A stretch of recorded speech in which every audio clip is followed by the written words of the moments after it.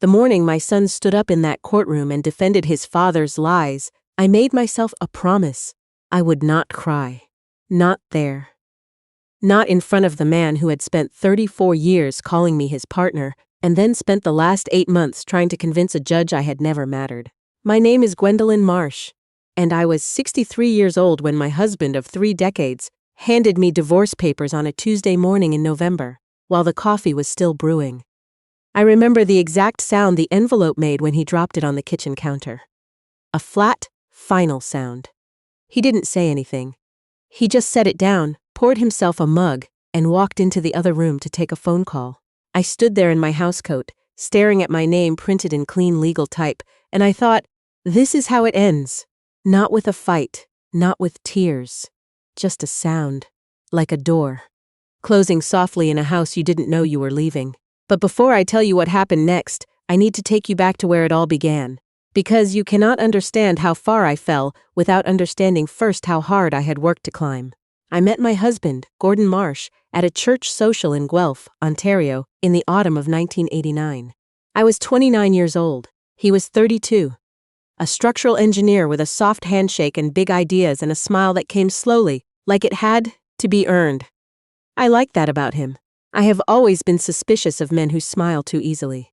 I was working as an office administrator for a civil engineering firm at the time. Nothing glamorous, but I was good at it. I understood systems. I understood how things had to be organized for other people to function, and I was content in that work, in that quiet usefulness. Gordon proposed 6 months after we met, on the front steps of a rented duplex he was embarrassed to take me to. I told him not to be embarrassed. I had grown up in a 2-bedroom house in Sudbury with 4 siblings.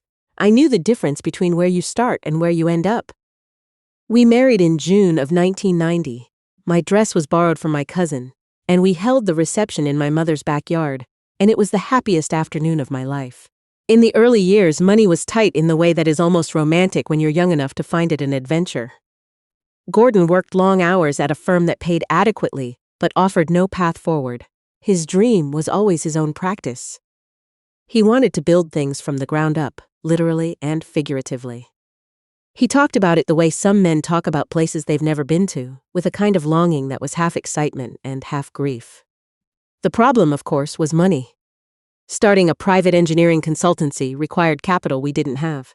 We had a small savings account, a modest mortgage on a semi-detached in Cambridge, and our son, Theodore, who was 2 years old and recently joined by our daughter, Petra, who arrived in the summer of 1993. I remember the evening Gordon spread his plans across the dining room table. Blueprints of a future that existed only on paper. He had done the calculations. He had researched the licensing requirements, the insurance, the equipment. He had thought of nearly everything except how to pay for it. We sat across from each other in the quiet after the children were in bed, and I looked at his face in the lamplight. I saw us, and I saw something I hadn't seen before. Fear. Real fear. The kind that lives underneath ambition and only surfaces when ambition's close enough to reality to feel the weight of it. I reached across the table and covered his hand with mine. "We'll find a way," I said. What I did not say was that I already knew what finding a way would cost. I went to the bank alone. I didn't tell Gordon I was going. I had been reviewing our finances for weeks, quietly, in the early mornings before anyone else was awake. I had identified a potential path through a small business loan, but the collateral required was significant. The loan officer, a brisk woman named Patricia Holt, reviewed our application and shook her head at Gordon's numbers alone. Then she looked at mine. "If you're willing to act as co-guarantor, Mrs. Marsh," she said, "that changes the picture considerably." Gordon hadn't wanted me to do it. When I told him that evening, he went pale. "Gwen, if this fails, they'll come after you. They'll come after everything you have." "I know," I said. "Sign where I tell you to sign." He looked at me for a long moment. Then he did. My signature, my credit history, my risk. Those things became the foundation of what would eventually become Marsh Consulting Group, a structural engineering firm that by the early 2010s employed 37 people and had contracts across Ontario and into Alberta. But in the beginning, it was just Gordon, a rented office above a print shop on King Street, and me driving the children to school, and then sitting down at a second-hand desk to handle the invoices, the payroll, the client correspondence, the scheduling, the tax filings. I did all of this while working part-time at my original job, because we needed the health benefits, and we could not yet afford to pay me properly from the business. Theodore and Petra grew up watching me work. Some of my earliest memories of them involve Petra drawing at the table beside me while I reconciled accounts, and Theodore asking me why I was always writing numbers. I told him I was keeping track of things. That was true in more ways than he knew. The company grew steadily through the late 90s and into the new century. Gordon was talented, genuinely talented, and his reputation brought in contracts that built on each other the way good reputations do.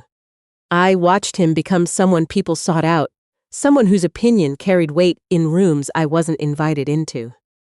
The changes in him were gradual enough that I could almost convince myself they weren't happening. It started with small things: a new wardrobe purchased without consultation, comments about the impression we made socially, the impression I made. He began attending professional events alone. He joined a golf club I had never heard him express interest in. He acquired opinions about wine and restaurants and interior design that seemed to arrive fully formed, imported from somewhere I hadn't been. One evening I made the mistake of asking him about a contract renewal I had noticed in the filing system, something I still managed informally even as the business had grown to afford proper administrative staff. He looked at me with a patience that was not kind. "Gwen," he said, "you don't need to worry about that anymore. We have people for it. We have people for it." As though I were a neighbor asking after something that was not my concern. I let it go. I let most things go in those years. Because 30 years of believing in someone is not a small investment, and I was not prepared to write it off. Then came the name I would hear too often. Simone Delacroix had joined Marsh Consulting Group as a project coordinator in 2019. She was 38 years old, efficient, attractive in the particular way of women who are aware of their attractiveness without being defined by it, and Gordon mentioned her with a frequency that I would have flagged immediately in a stranger's marriage, but somehow kept explaining away in my own. Simone handled that file. Simone caught the error before it became a problem. Simone has a real instinct for this kind of work. His phone began spending more time face down on surfaces. His schedule became harder to read. When I asked questions that were reasonable in the context of 30 years, I received answers that felt assembled rather than genuine. Our 32nd anniversary fell in June of 2022. I had made a reservation at a restaurant on the waterfront in Hamilton, a place we had been to once, years ago, when we were still the kind of couple who told each other things. When I mentioned it, Gordon said, without looking up from his laptop, "That's fine. That's fine." I wore the blue dress he had once told me made my eyes look like the lake in early morning. He was on his phone before we reached the restaurant. He was on his phone at the table. He smiled at something on the screen with a warmth that had been absent from our conversations for longer than I cared to calculate. I set down my fork. "Gordon, is something going on?" He looked up. The smile disappeared. "What do you mean?" "You know what I mean." A long pause. The careful assembly of an expression. "You're imagining things, Gwen. I'm not." Something shifted in his face, not guilt, something colder. He set down his wine glass and said, with a composure I found more frightening than anger would have been, "Maybe the problem is that you've never been able to let the business be what it's become. You still see yourself as essential to it, and that's not the same as being essential to it." I stared at him. He continued, quietly, as though he were being reasonable. "Things have changed. The company has grown beyond what either of us imagined. I've grown. And honestly, Gwen, you've stayed exactly where you were. I thought of my signature on the original loan documents. I thought of Petra drawing beside me at that second-hand desk. I thought of the years of payroll records and tax filings and client calls and the long, careful work of keeping everything running so that Gordon could do the part everyone saw. I didn't say any of that. I picked up my glass and took a slow sip and said nothing. Because I was 62 years old, and I had learned the difference between the things you say and the things you keep, and I already knew that this conversation was going to matter in ways that neither of us had accounted for. The divorce papers arrived 4 months later. He was asking for the house in Cambridge, the investment accounts, the vacation property on Georgian Bay, and a settlement figure that represented perhaps a quarter of what a fair accounting of my contributions would have produced. His position, as communicated through his lawyer, a sharp-edged man named Thomas Beaumont, was that Gordon Spencer Marsh had built Marsh Consulting Group through his professional expertise and personal effort, and that my role had been that of a supportive spouse. Supportive spouse. I sat with that phrase for a long time. Our son, Theodore, called me 2 evenings after the papers arrived. I had been hoping for comfort. I had been hoping my son would be the place I could fall apart a little. "Mom," he said carefully, "I just think it might be better if you don't make this uglier than it needs to be." I closed my eyes. "What does that mean, Theo?" He exhaled. Dad worked really hard to build what he built. I felt something go quiet inside me. The kind of quiet that happens right before something breaks. "I know you helped," he added. But the business was his vision. His vision. I ended the call shortly afterward because I did not trust what I might say. His wife, Cassandra, rang 2 days later, and she was less careful than Theodore had been. "Gwen," she said, and even the way she said my name carried something presumptuous in it, "I think you should know that this is going to be a lot easier on everyone if you accept that the company belongs to Gordon." I listened to her for another 40 seconds, and then said, very calmly, that I would be speaking with my lawyer and that she was welcome to pass that along. My lawyer was a woman named Rosalind Acheby. I found her through a friend of a friend, a woman who had been through her own version of this and had come out the other side with her dignity intact. Rosalind was in her mid-50s, unhurried, and possessed of a particular kind of stillness that I have since come to associate with people who have seen a great deal and are no longer surprised by any of it. She listened to everything. When I finished, she asked one question. "Do you still have documentation from the early years of the business?" I thought of the filing cabinet in the basement, the one I had never thrown away because I have always kept things. "Yes," I said. "Good," she said. "Let's start there." I spent 4 days in that basement, 4 days sorting through 30 years of paper, my back aching, my hands gray with dust, my heart alternating between grief and something that felt, slowly, more like anger. And then I found the loan documents. My signature, clear and unambiguous, on the original guarantee, page after page of legal language that reduced to one simple fact. The company existed because I had accepted the risk that no bank would offer Gordon a loan. I sat on the cold concrete floor and held the papers in both hands, and I breathed. But that was not the only thing I found. Near the bottom of a box labeled Miscellaneous Business, Early Years, I found a handwritten note on a piece of paper that had gone soft with age. Gordon's handwriting. I recognized it before I read a single word. "I have never been in a position to explain to anyone what I owe you," he had written. "Not properly. Whatever this becomes, it will be because of you as much as me. You signed when everyone else said no. That's not a small thing. I know it's not a small thing." I folded the letter carefully and placed it with the loan documents. Rosalind received the package 3 days later. When she called, her voice had a different quality to it, a focus. "These are strong," she said. "Strong enough? Let me make some inquiries," she said. And then, after a pause, "Gwendolyn, is the name Simone Delacroix familiar to you?" My stomach tightened. "She works for the firm, project coordinator." Rosalind was quiet for a moment. "I'd like you to think carefully about whether there are any financial documents from the last 2 years that struck you as unusual. Transfers, accounts, anything you might have noticed and set aside." I told her I would look. She did not tell me why she was asking. But I already suspected. I found the statements 3 days later, tucked inside a folder I had almost not opened because it was labeled contractor invoices, and I had assumed it was irrelevant. Several transactions stood out immediately. Repeated amounts paid out to a numbered company I did not recognize, on a regular schedule going back approximately 22 months. I photographed everything and sent it to Rosalind. Her call came the following morning. She did not raise her voice. She never did. "I think Gordon has been moving money," she said carefully. "I think we need forensic review before we can say anything definitive. But these numbers deserve a closer look." I sat at my kitchen table, the same table where Gordon had once spread his blueprints across the surface and told me about his dream, and I felt something I had not expected. Not rage. A cold, very steady clarity. He had not only rewritten our history. He had been preparing to hide the proceeds from it, It was around this time that I received the phone call. The number was one I did not recognize. I almost let it go to voicemail. Something made me answer. Mrs. Marsh? The voice was in the way of someone who had been deciding whether to make this call for a long time. Yes, I said. My name is Simone Delacroix. The silence on my end must have been complete, because she spoke into it quickly. I know this is unexpected. I know you probably have a very specific idea of who I am and what my role has been in all of this. I waited.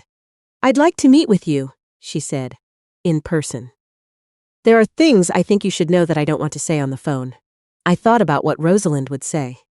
I thought about what any sensible person would say. And then I said, where and when? We met at a coffee shop on Lock Street in Hamilton, in a booth near the back, where neither of us would be easily seen from the street. She arrived before I did and was already sitting with both hands wrapped around a mug. When I walked in, she looked tired. Not the tiredness of a late night, but the deeper kind that accumulates over months. I sat down across from her and I said, I'm not going to pretend this isn't strange. It is strange, she agreed. I wouldn't have called if I thought there was another option. I studied her face. I had built up an idea of this woman over months of suspicion and pain, and reality was different from the idea in ways I was still adjusting to. She did not look triumphant. She did not look guilty. She looked like someone carrying something she wished she wasn't. Are you and Gordon involved? I asked. I would rather know. She shook her head. No. We've never been. Not in any way that was personal. I watched her face when she said it. I believed her, not because I was naive, but because I have spent 63 years learning to read people. And the things she was feeling were not the things a woman feels when she is lying about an affair. Then why did everyone assume you were? She gave a short, humorless laugh. Because Gordon didn't correct them. I set down my coffee. He let people think it. She nodded slowly. It was useful to him. While people were looking at me, they weren't looking at other things. I felt the cold clarity return. What other things? She reached into her bag and placed a folder on the table between us. A thin folder, but heavy in some way that folders can be when their contents matter. I need to explain something about how the company's financial processes are structured, she said. Or rather, how they were restructured about 2 years ago. I listened for the next 40 minutes. The more she spoke, the more the shape of things became visible. The way a photograph develops in a darkroom, slowly, detail by detail, until what was blank is unmistakably clear. Gordon had divided the financial administration of the firm across 3 people, none of whom had visibility into the full picture. This had seemed like standard operational structure. It was not. It was designed to ensure that no single employee could identify what Simone eventually identified by accident, a software glitch that routed a batch of files to a shared drive they were not intended for, and Simone, who happened to be the one who found them and who made the mistake, from Gordon's perspective, of being thorough. I started keeping copies, she said quietly. I wasn't sure what I was looking at. Then I was. Why didn't you come forward sooner? She looked at her hands. Because I have a daughter. Because Gordon has very good lawyers. Because I told myself it wasn't my business. She paused. Then she looked up. I was at your anniversary dinner. The information arrived like a cold wave. I overheard what he said to you, she said. About you being exactly where you always were. She shook her head. The way he said it. She stopped. I went home that night, and I made a decision. She placed a small drive on the table between us. On this, she said, is everything I've kept. Financial records, internal communications, the payment histories for the accounts I couldn't match to legitimate company operations. And one other thing. I looked at the drive without touching it. He had a habit of speaking freely on calls when he thought the line was only outgoing, she said carefully. Our system had a conference function that he didn't always remember to deactivate before speaking. Some of those calls were saved to the system automatically. My pulse was loud in my own ears. What's on them? She looked directly at me. His own words, Mrs. Marsh, in his own voice. About you, about the divorce, about what he expected to happen. She paused. And about the accounts. I picked up the drive. The preliminary hearing was on a Tuesday in late April. The kind of spring morning that could not decide whether it was winter or not. Cold gray sky, a thin wind off the lake. Rosalind met me outside the courthouse on Main Street in Hamilton, and we walked in together and she put her hand briefly on my arm and said, Whatever happens today, you've done everything right. Inside, Gordon stood near the entrance with Thomas Beaumont, suited and composed and carrying the particular confidence of a man who has never seriously considered the possibility of losing.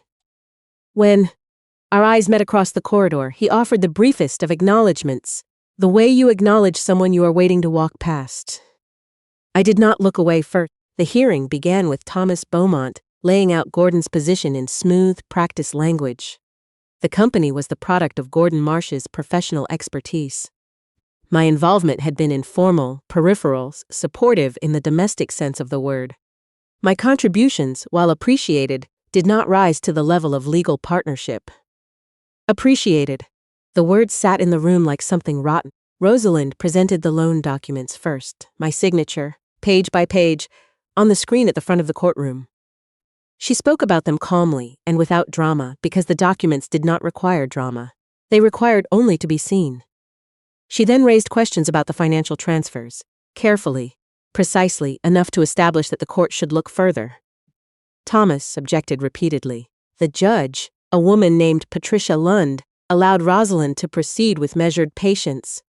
Gordon was asked several direct questions. When asked whether all relevant financial accounts had been disclosed in the proceedings, he said yes without hesitation.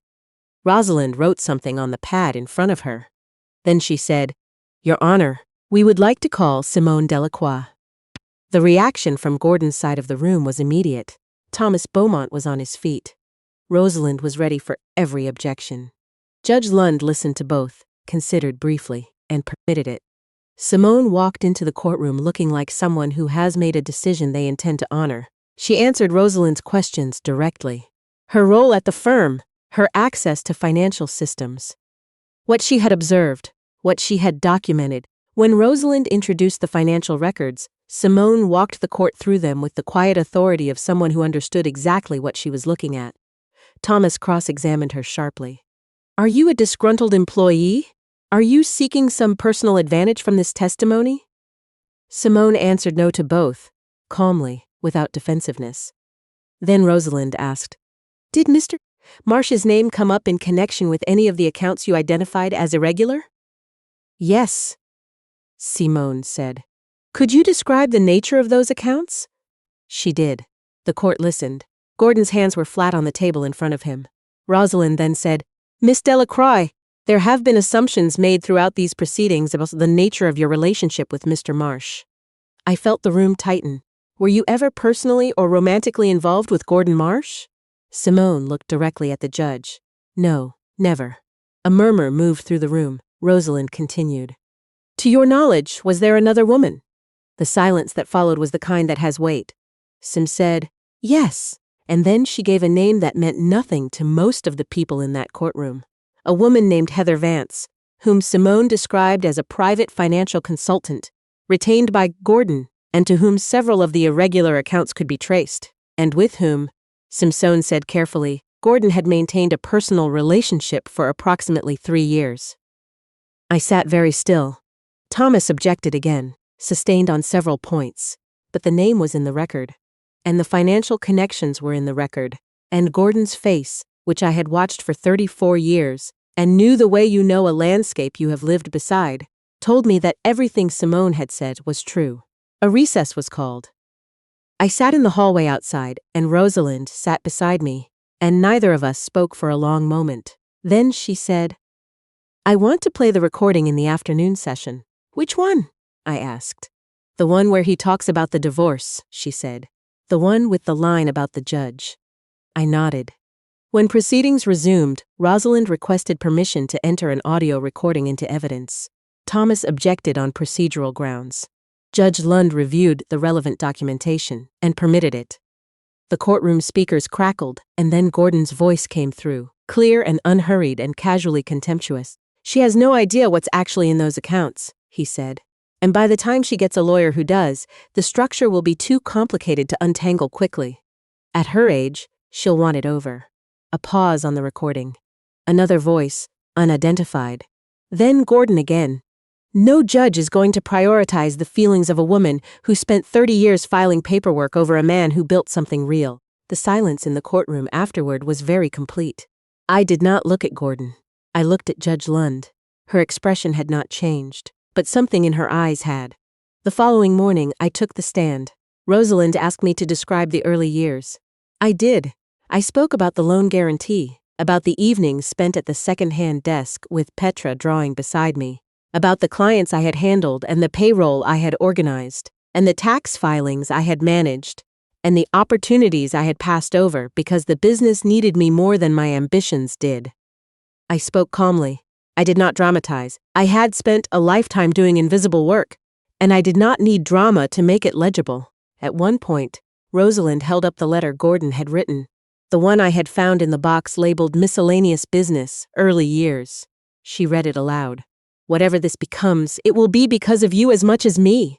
You signed when everyone else said no. That's not a small thing. Gordon sat absolutely still. Thomas Beaumont cross-examined me with the polished efficiency of a man who is good at his work. But the loan documents were there. The letter was there. Simone's testimony was there. The recording was there.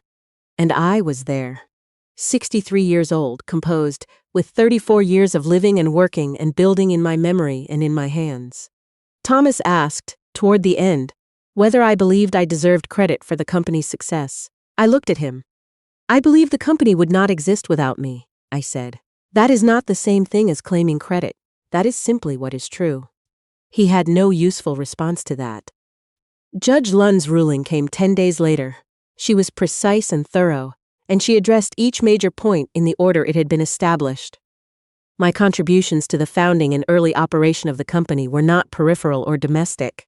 The loan guarantee alone demonstrated that the risk of failure had not been Gordon's alone to bear, and that the gains of success could not therefore be his alone to claim.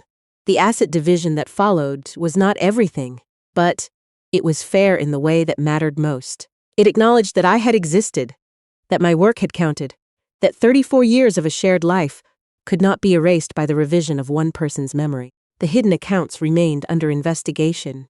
Gordon's legal situation did not end with the divorce ruling. As I left the courthouse that afternoon with Rosalind beside me, I passed Theodore in the corridor. He was standing with Cassandra, and he looked like someone who had not slept well in weeks. When he saw me, he stopped. Cassandra looked away. "Mom," he said, stopped. He opened his mouth and closed it again, and then he said, "I should have listened more carefully. It was not enough." I knew it was not enough, and he knew it was not enough. But it was a beginning, and I have learned that beginnings are what you work with when everything else is rubble, so I told him we would talk. Soon. And then I walked out into the cold April air. In the months that followed, I sold the house in Cambridge. It felt right to do it, to close that particular door cleanly.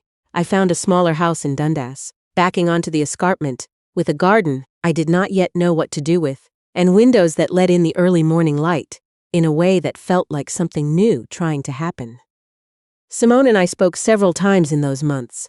The fear that had animated her before the trial had softened into something more like exhaustion, and something more like relief. She had taken a position at a firm in Toronto. She was building towards something steadier. I told her that what she had done had required courage, she said. I should have done it sooner. I told her that most people say that about the right things, that timing rarely feels correct from inside it. Theodore called on a Sunday in September. He asked if he could come for dinner. I said yes. He came alone without Cassandra, and we sat at my new kitchen table, with the windows looking out toward the trees. And we talked for 3 hours in the halting, honest way of people who care about each other, and are trying to find their way back to something that trust can be built on again. It was not simple. It will not be simple, but I have learned that love that survives its hardest test is not the same as love that has never been tested. And sometimes the harder version is the one worth keeping. Gordon's investigation continued through the autumn. I did follow its developments closely. I had stopped measuring my life against his consequences. That is not indifference. That is the freedom that comes when you finally stop performing your pain for an audience that was never really watching. What I found in those first months in the new house was something I had not expected. Myself, not the version of myself that had been organized around someone else's ambitions. Not the wife of a successful businessman. Not the woman who kept track of things so that someone else could take credit for them. Just myself, 63, with a garden I was learning, and mornings that belonged only to me, and the particular satisfaction of having spoken the truth. In a room full of people who expected me to be quiet. I started a small financial literacy group through my local library, working with women who were newly divorced or widowed, helping them understand the documents in front of them, account structures, tax implications, the things that are legible once someone explains them and terrifying when no one does. I am not a counselor. I am not a lawyer. I am a woman who spent 30 years keeping meticulous records and who has discovered, late and with considerable cost, that particular skill is worth something to people who are frightened. There is a photograph on my bookshelf. It was taken in the early years, mid-90s, when the company was still barely a company, and the children were still small enough to climb into my lap without either of us having to arrange ourselves around the logistics of it. In the photograph, I am sitting at the second-hand desk, and Petra is beside me with a crayon, and the look on my face is tired but not unhappy. I am keeping track of things. I am doing the invisible work. I did not know then that I would have to fight for 30 years later for someone to acknowledge that it happened. But it happened. All of it happened. And whatever someone once believed about who was replaceable and who was not, the record is clear enough now. I signed the papers that made his dream possible.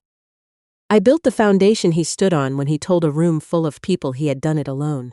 And in the end, I was the one still standing in a courtroom, calm and documented and entirely prepared, while he tried to explain to a judge why the woman he had dismissed as filing paperwork had her name on the document that started everything.